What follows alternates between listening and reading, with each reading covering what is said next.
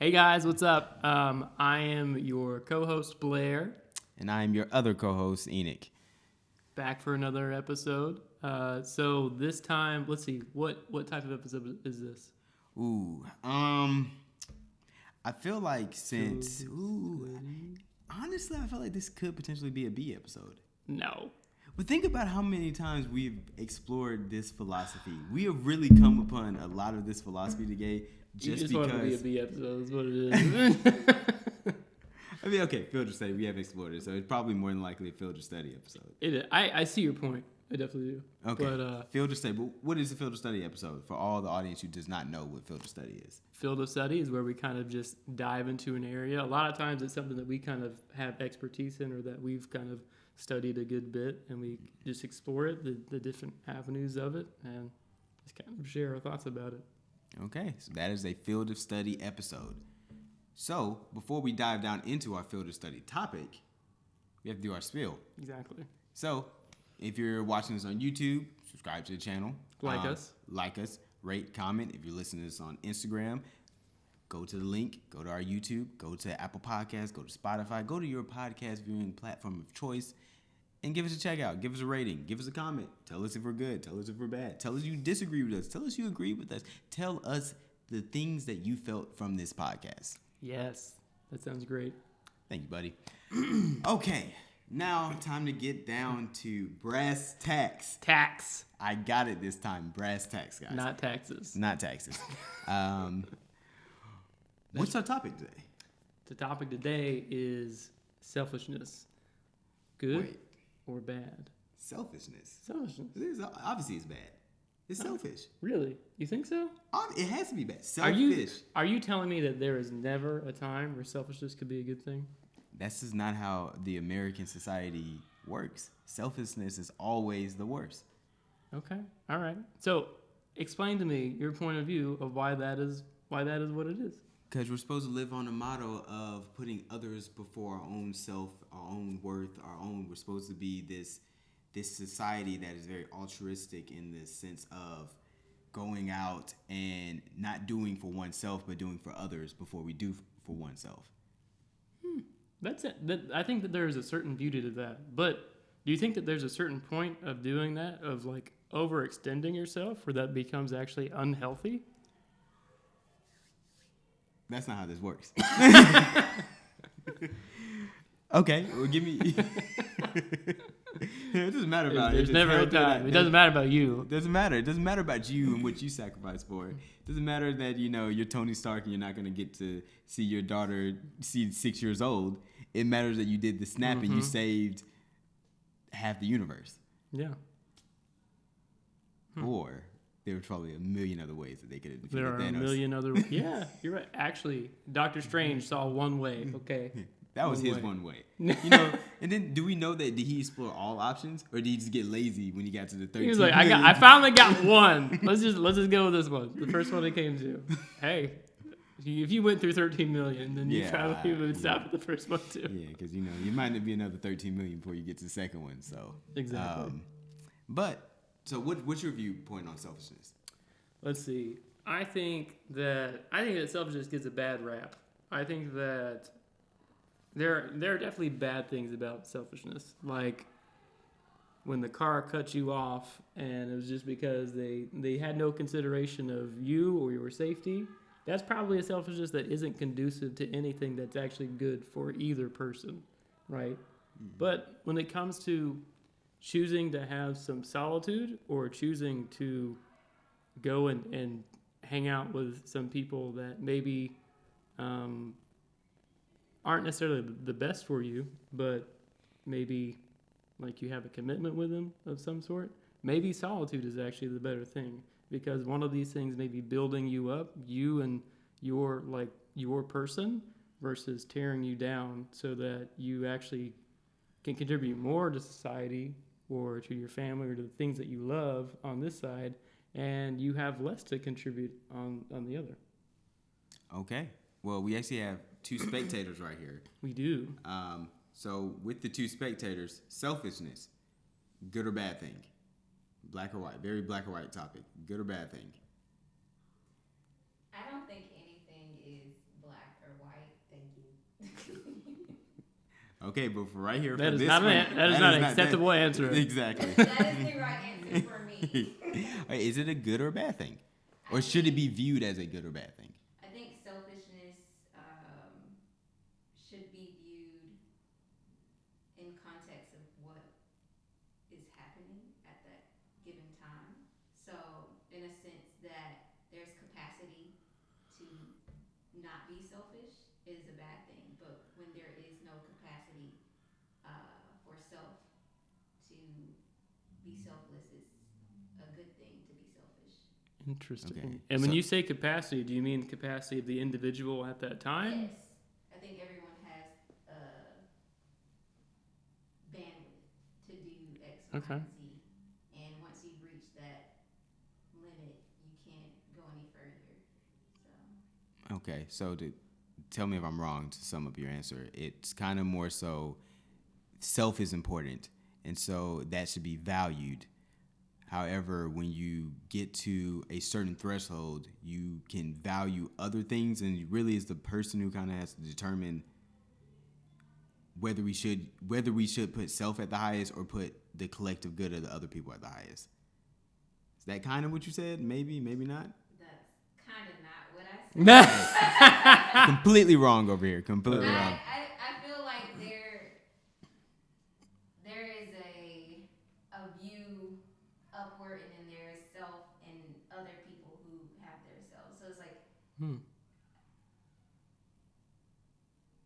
it's kind of up to this higher being to decide if you have the capacity or not. Like we as beings can tell the truth, Interesting. and we should tell the truth of like if we can have, quote unquote capacity to do other things. But it's hard for others to judge if that person actually has capacity or not. So it kind of depends. Okay. Okay. Clarifying question: is this capacity static or is it dynamic and it can change through time? Dynamic. Okay. Then I agree with you. Okay. How is it dynamic? We change every day. We grow Okay. every day. Hopefully. And our growth is. That's the hope. Yeah, hopefully. I mean, and growth is I don't In think both growth is directions. linear. Growth is a roller coaster in a sense. So as we change, our capacity changes, just like any system. It depends on the inputs and the outputs at any given time. Yeah, I think that's a really good point because there are times when all of us go through like very difficult times for us to actually endure and kind of just make it through, right?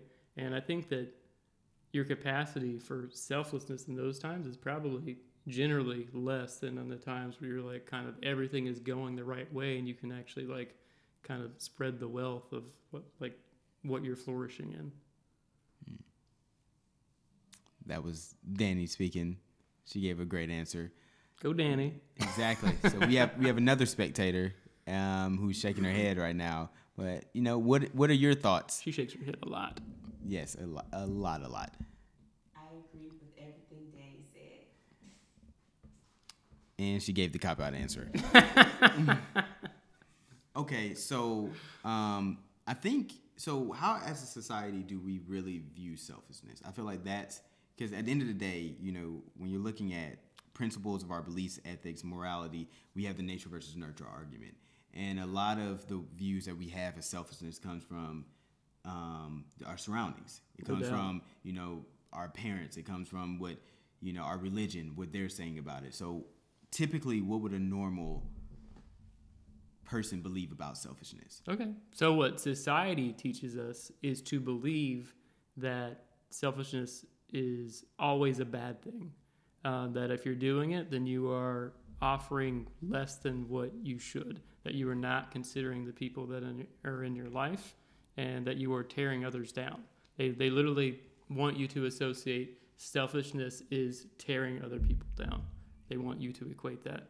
And then at the same time, this is multifaceted, right? At the same time, they drive in the expectations that you will be selfish and that everyone will be selfish. So I think that they kind of almost like give this self-defeatist prophecy in how like society really trains us in how to believe in selfishness and our expectations for it. That's my best answer for that. As you were saying that, I just started thinking about classism and rich versus poor. And so with that, kind of explaining, like, is that the notion of how we view selfishness something that's put out to keep the poor poor?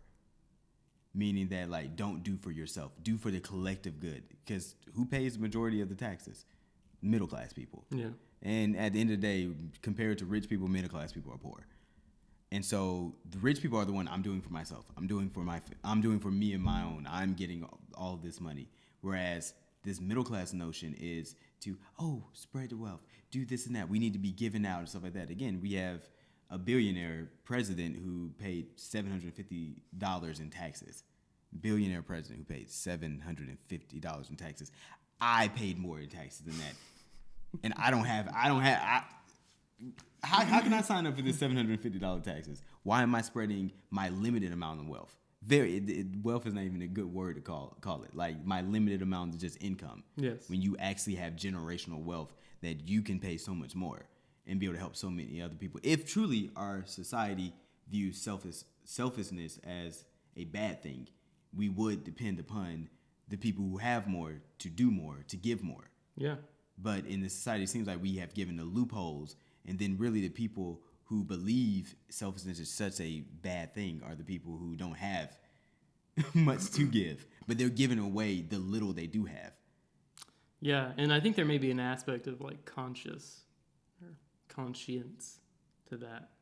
What do you mean by conscience? I mean the people who actually like feel that and believe that, right? Versus the people who don't. They observe it, but they don't feel that serving yourself and not actually giving back to the people that are around you is a bad thing. They want to continuously feed into themselves and really only do that. Versus the people who are actually like giving continuously to others, eventually you run out of things to give. And that actually, one of these, right, is selfishness to the like nth degree. And there needs to be a balance of some selflessness there in order to actually grow at that point. There's a point of selfishness where if you are too selfish, you have to thereby be selfless in order to actually grow more. And there is a point in selflessness where you actually have to choose to be selfish in order to grow more. And it's about balancing them. It's kind of like almost like a circle that you have to kind of like. It's a yin yang kind of principle. It's like you kind of go Kung Fu Panda. Okay, yeah, no gonna get a Kung Fu Panda reference. Okay, so with that being said, so for the people who, because I feel like there is obviously a nobility in being unselfish and giving so much of yourself for other people. That is What's noble about it? Because usually in order for you to do that, you recognize that you have something that someone else lacks. And so the consideration is that I am trying to give a little bit. It's like I have 100%, you have 10%. I'm giving you 20%. And so now I'm dropping down to 80%, but now you have 30%. Yeah. So you're at least able to sustain a little bit longer. But at the same time, that is self-damaging because, you dropped from 100% to 80%. And so with that. Or is there a threshold of where damage actually starts? Maybe that's actually 50 and you actually haven't done damage to yourself yet, but you're actually still like fulfilled at this point. You could have had more, but you're still fulfilled here. I mean, I think it's that fulfillment that comes like almost like when you're tired.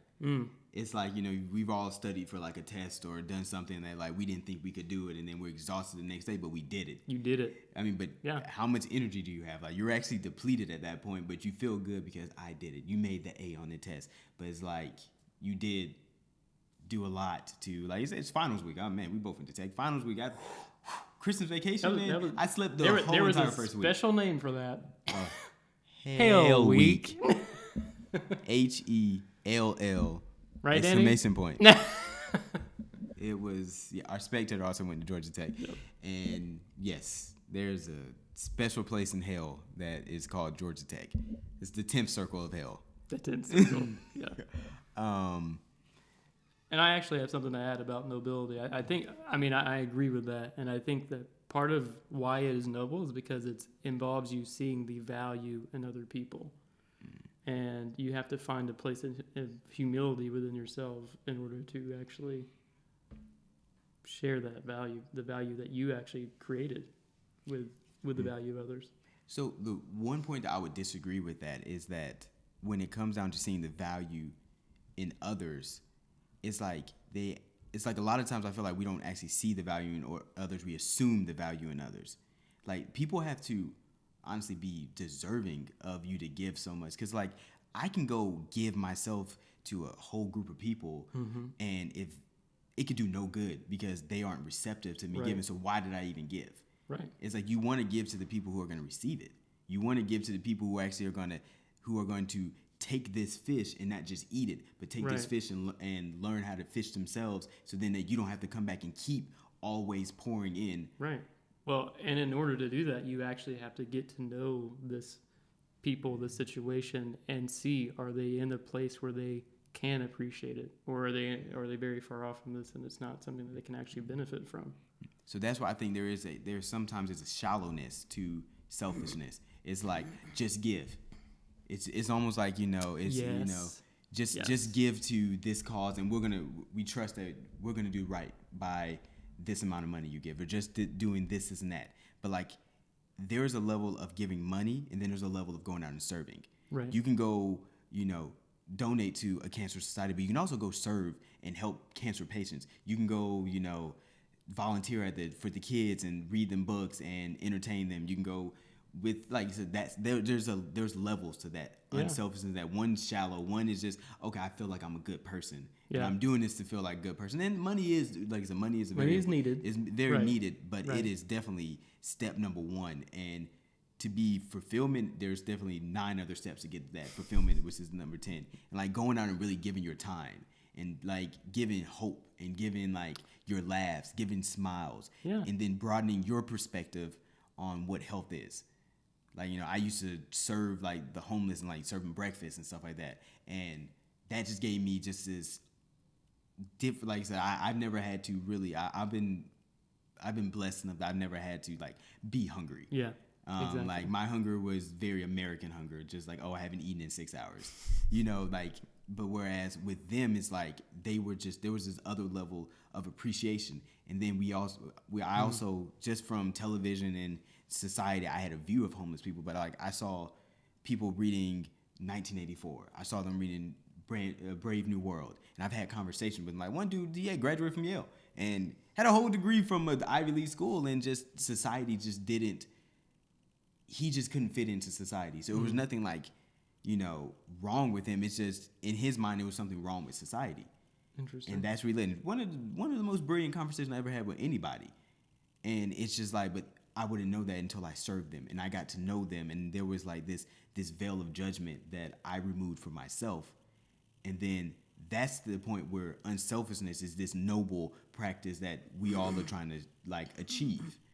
But like, again, and this wasn't like I used to serve every like 3rd Sunday. This wasn't my first Sunday I did it. This was like my 8th Sunday. So it was like, you had to put that time in and that work. You couldn't just do it one time and then feel like, okay, I'm a good person now because I did this thing. It had to be consistent, this dedication and everything. Yeah. Because it's not money that is the most valuable thing, right? It's your time. Time is so much more valuable than money. I can make more money. Exactly. Make more time. Well, and it's like, it's okay if you have the choice for your birthday to get like $1 million from your dad or mom and dad, whatever, or to actually have them with you celebrating it. And I mean, part of that is about what you value as a person. But for me, I don't want $1 million's a lot of money, but I want my family with me, Could you use that $1 million to then do something with your parents? No, that's not a loophole in this. Yeah, exactly. Pause. Push something in. It's is just in your headphones? Yeah. This is. You can't hear. I don't have headphones in. How can I? No, what I'm saying is, is it? Does It's that just mean that you. you wouldn't be able to hear it? If you can hear it, it might. There's potential it could bleed over. Okay. Okay. Can you write down minute 20 so I know to edit this out? Yeah. Thank you. Okay. Resume. Minute 20. Minute 2021. 2020. It's doing something again. Did it come out again?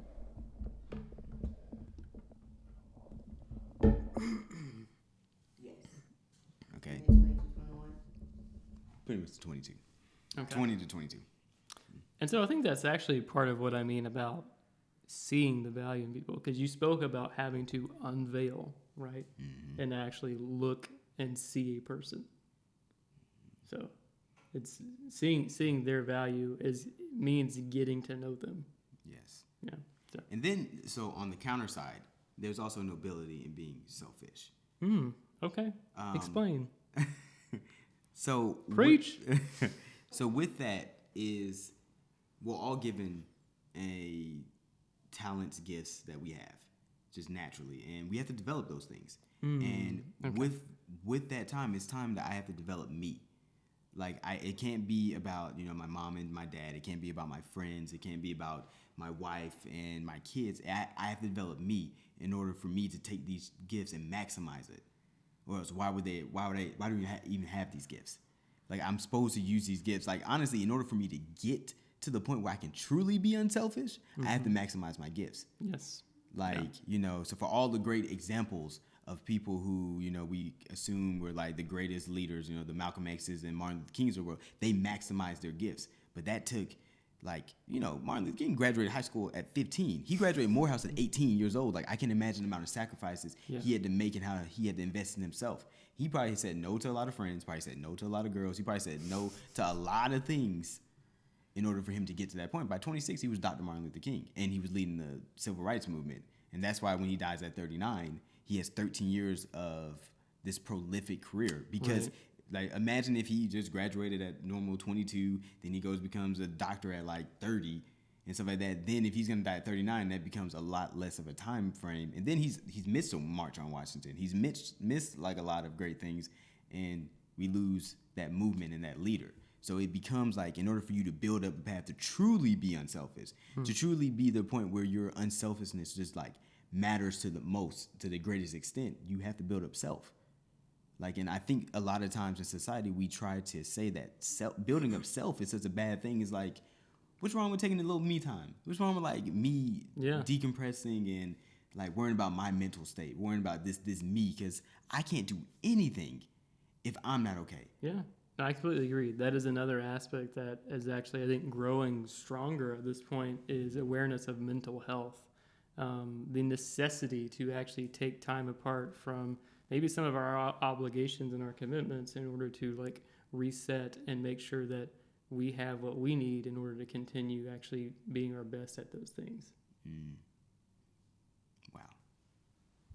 So, what is the point where you have to choose to go from unselfish to selfish?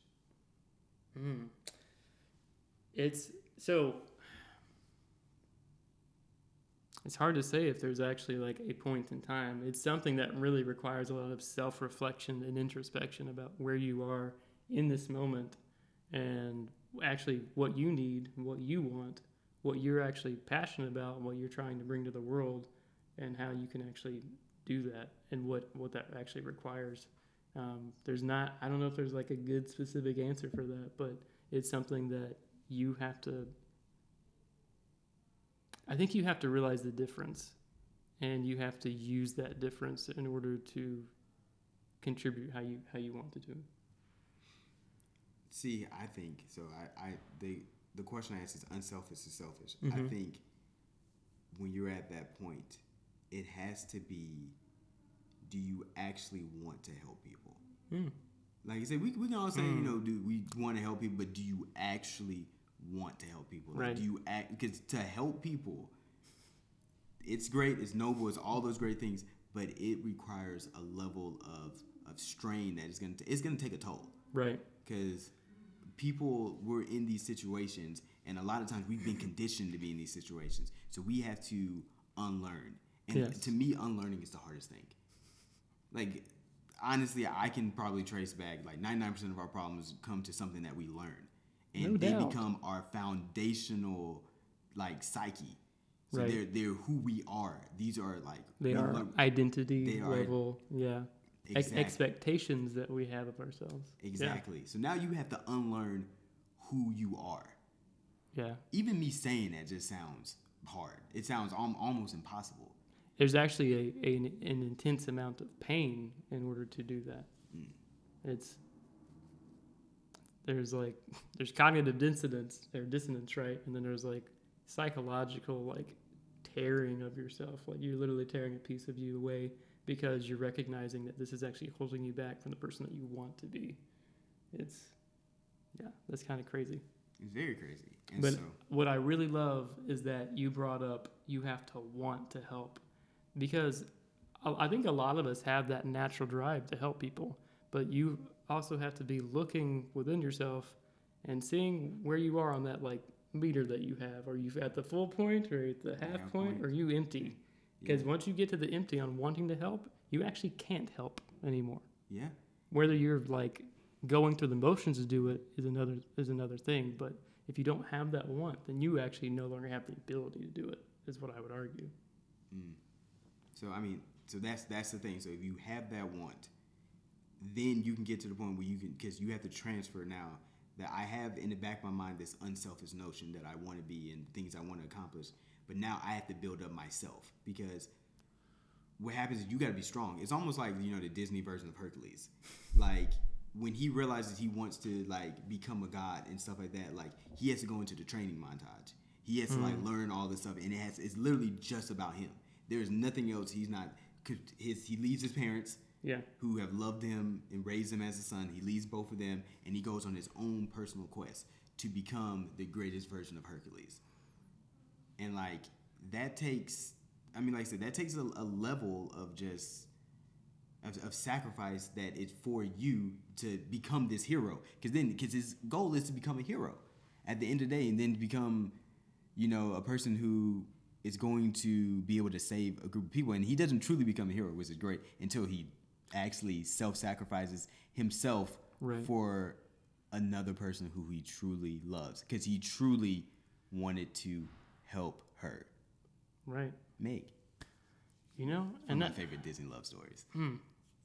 That's the thing, is like being a hero isn't about like physical strength, right? And it's honestly about, I feel like we watch so many superhero movies, right? And we think that being a hero is about using this technology or your strength or whatever power that you have in order to, you know, to whatever effect. But I think heroism really is understanding that you can come to like self-harm and still choosing to do this for someone else, whether you have that strength, whether you have that power or not. And I think in a lot of actually superhero movies, at the end of the day, it comes to a point where like they either no longer have the power, or the power isn't relevant because they're against an opponent that is more powerful, or at least as powerful as them. So it's kind of like an even playing field, and they make the choice of like sacrificing, like very possibly like dying for whatever end, that which is an unselfish end. Yeah. A selfless end. Selfless end. Okay. So now let's do the reverse. Oh, We boy. went, when is good from unselfish to selfish. So when is it now time to transfer from selfishness to unselfish?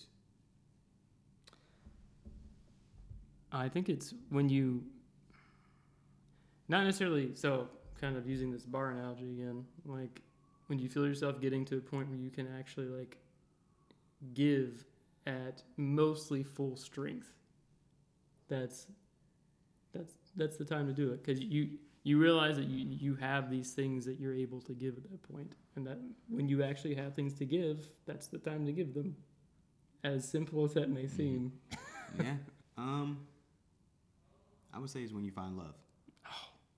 Like, I think because that's the thing that, because everything is finite, or at least how we view things, very finite. But when it comes to love is really the only time in my life that I see an infinite amount of everything who I am. Like, for the people who I love, it's not, there is no, like I said, there is no tired. There is no I can't. There is no I won't. And that's on you. That's your choice. But there isn't I can't. Like, I'm not physically capable of doing this. And so I feel like once you find that love, whatever it is for the people you love, the things you love, it becomes I can translate this into becoming truly unselfish with it. Well, and I wonder with certain things, like especially with love, are there certain things that can, as we are being selfless, they can also build ourself. You know what I mean? Mm-hmm. Especially with something like love.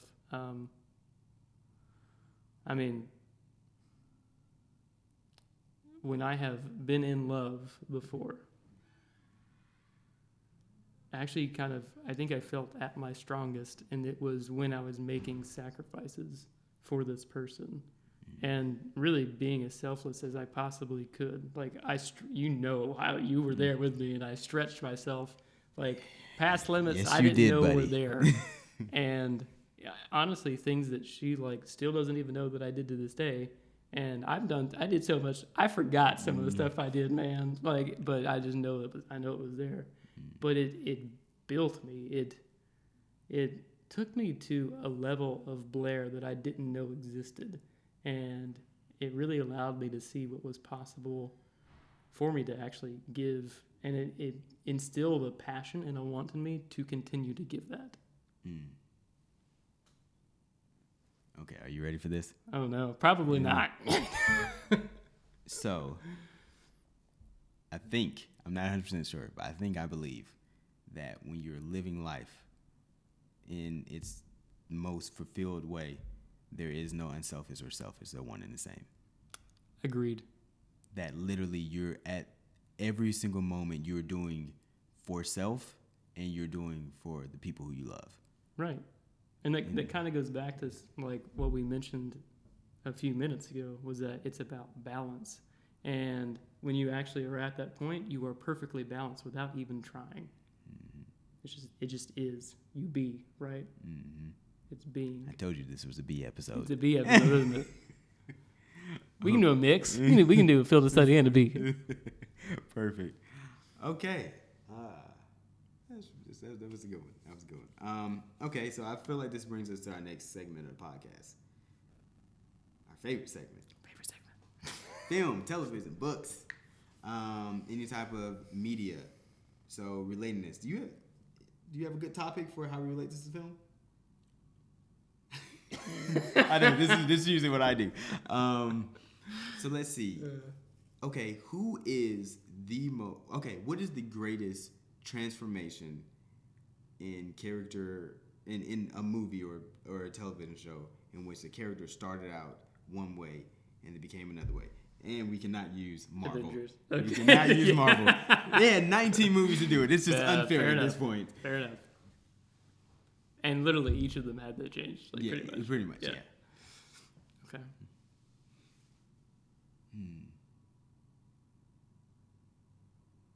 Greatest change. This is a difficult one. Even I'm struggling. Yeah. I'm thinking. I don't want to use that one. I know. It's like I want to give a good one. Oh, I get it. I got one. Okay. Dragon Ball Z. Okay. Vegeta. Okay. Yeah, that's a good one. That's a great one. That's a good one. Okay, explain though. Explain for audience who doesn't watch Dragon Ball Z. Yeah. I mean, if you don't watch Dragon Ball Z, we need education. It's okay. See, look. We have spectators who are looking at us like, I need to be educated. What are you doing later?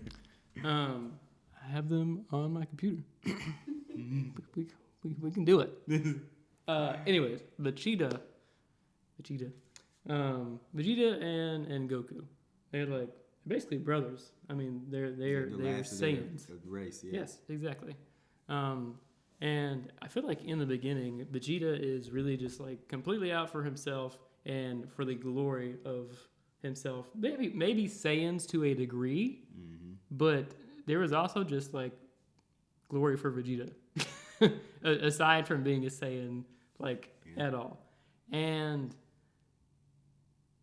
I think it took him losing to Goku in order to really like start seeing humility and also starting to see the value in Goku and in some of like his traits of always fighting for the people that he loved. And you see like over the course of the series that Vegeta changes from like this prince who's only out for his own glory to really like fighting for every person that is a part of that group. And like loving Gohan, Goku's son, and loving Bulma, loving his own family. Like he starts to a certain extent putting his family above even his training. Right. Yeah. Yeah, and for him, that's everything. Yes, it is everything. So yeah, no, that's. Yeah, when he sacrificed himself in the Majin Buu series for his family, and then even for Goku. Yes, even for Goku. Even for Goku, it was And they were enemies in the beginning. Yeah, very much so. Yeah. That was a really good one. Okay, let me see. You've had like five I know, really good ones. I got it. So I had to come with a good one. That was and it wasn't, ladies and gentlemen, it wasn't a Kung Fu Panda reference. Progress. I'm gonna go with The Family Man. Okay. The Family Man. Yeah. So if you guys aren't familiar, this is a Nicolas Cage film in which he is a man who's pretty much one of the richest people on the planet, and he believes that he is happy. He believes he has everything, and he meets an angel, a literal angel, and the angel shows him a path that if he would taken different choices, in which he would have now been with the love of his life. Mm-hmm. He's not a rich man at this point. I mean, he's very middle class. Very low middle. I mean, like low middle class, especially that drop, like from being like billionaire. There's a difference from low to high middle class, yeah. But he was like a billionaire to like to drive minivans. Not his standard of living. Exactly, and he at first is just depressed about his life and the choices that he made to like be with this woman as opposed to like going and seeking after the money and the things and all that kind of stuff. But as the story progresses, he realizes that what he has with this woman is something so much far valuable than money. Like, I mean, it trumps every single thing. And his transformation becomes that, like, because he ends up going back to his regular life, and he realizes his regular life is terrible. Like, he's unhappy. He's all these kind of things that he couldn't see because he didn't know what true happiness was. Right. Really, the angel gives him true happiness, and now he realized that I have been living as a shell of a person. Yes. And when he goes to like find this woman that now he's made all these decisions to not be with, and he finds her, and he says that like, and she's doing great. She's like this head lawyer, where she's like moving to Paris and like super like just they both have become highly successful without each other. Yeah. And together they're like not how we would typically see success. And he literally, like, again, one of the most beautiful lines is like, he says that, you know, we could go about living our lives separately and be fine. But I've seen what we can be together, and I choose us. And it's just, yeah, I know. It's. Love it. All four of us did that at the same time. It was amazing. So that was a great transformation, and it just really, I think it showcased so much in terms of like the selfish to unselfish, and then at the end being both, going for what he wanted versus also going for what everyone around him and loved ones needed. It was, I think it's a very underrated movie. It's one of my favorite movies. That's what I love about us. We find the underrated stuff. Yeah. Like I showed it to somebody before, and they were like, I was like, you don't know, you don't get it. We ain't friends no more. Exactly. But yes, okay. I believe that brings to the last part. Yeah, the last part. The last segment, which is what did we learn about each other? And okay, so I actually gotta say what I learned about myself. You know, you ever do the podcast and you're like, wait, I didn't know I had that. I told you, man. When I go back and listen to them, I'm like, I learned something. I was like, I said that. Blair said that. Yeah, I know, right? I was like, what? You're like, I'm actually wise sometimes. Okay, so in moments. let's do what we learned about ourselves this time. I'm good with that. Okay, what you learned about yourself? I learned that I believe selfishness and selflessness is a balance, which isn't, it's not a perspective that I actually had before, but like sometimes as you like discuss things, you kind of like, things just subconsciously kind of get put together, and it makes so much sense to me now. There are times when you like, you live seamlessly and you're just kind of like light. And I think those are the times when like it is in balance and you're not even trying. And that's honestly, that's when you're the most productive. That's when you're the happiest. That is the goal in life, I think. So that's what I learned about myself. That's great. That's really good. I think I found out that I learned that selfishness and unselfishness are frauds. And by that, I mean that it's literally, I think people have weaponized it. Yes. In order for us to believe certain things are what we should be and what we shouldn't be. And because of that weaponization, I feel like we have lost a lot of the beauty in just... Exactly. Yes. Like, just a period of that. In each. Yes. And I don't know, it's kind of like you like, selfish is neither bad or good. Unselfish is neither bad or good. It's the person wielding it that makes it bad or good. You know, and it's your choice. How do you want to wield it? It's literally your choice. That's what life is. It's how, what are you going to do with it? You know, what are you going to do with your gifts? How are you going to choose to help people or not help people?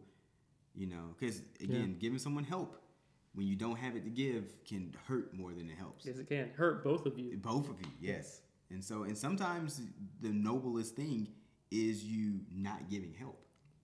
You know, right. Dark Knight, when Batman chooses, Harvey Dent says, I am Batman, and Christian Bale's character, Bruce Wayne, just does not step up and say, I am actually the real Batman, even though he was ready and willing to do that at the press conference. Exactly.